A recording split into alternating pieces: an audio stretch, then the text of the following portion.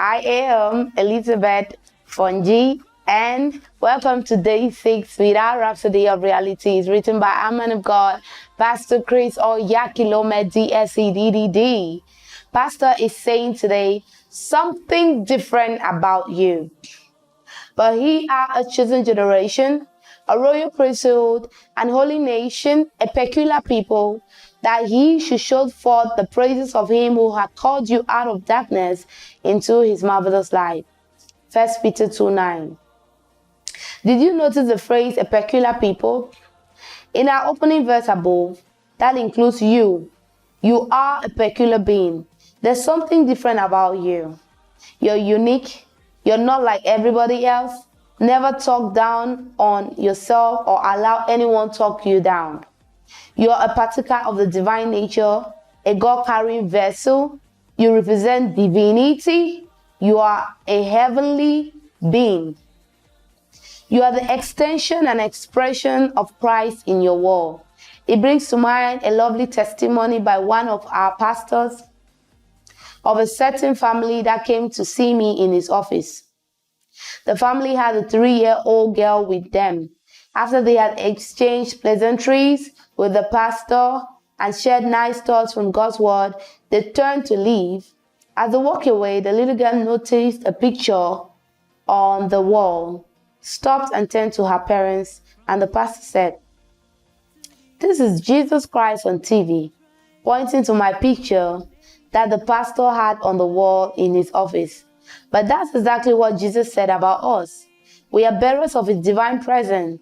Jesus minds no words in John 14:9 when he said, "If you have seen me, you have seen the Father."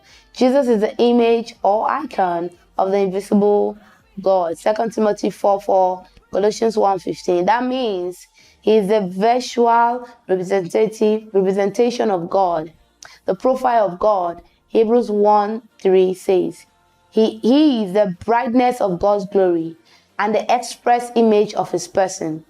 The Greek term for the expression express image is character, and it means facsimile or print copy. Jesus is facsimile or print copy of God. Then the Bible says, as he is, so are we in this world. Can you see why you must never see yourself as an ordinary person? Christ in you makes you different. You are the effulgence of his glory, the express image of his person. Hallelujah. Oh, glory to God. Let's just take our prayer. I'm a unique and precious treasure to God, a bearer of his divine presence, the effulgence of his glory, the express image of his person, born anew with a supernatural life of glory, excellence, and power in my spirit.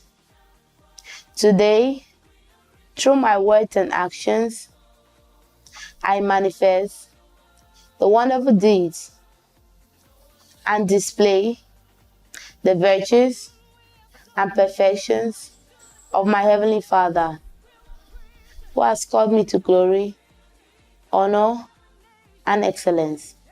In Jesus' name, amen. Our further studies from Philippians 2:15, Colossians 3:10. Thank you for joining me to read Rhapsody of Realities today. Do have an excellent day filled with love, peace, and joy. See you tomorrow. God bless you.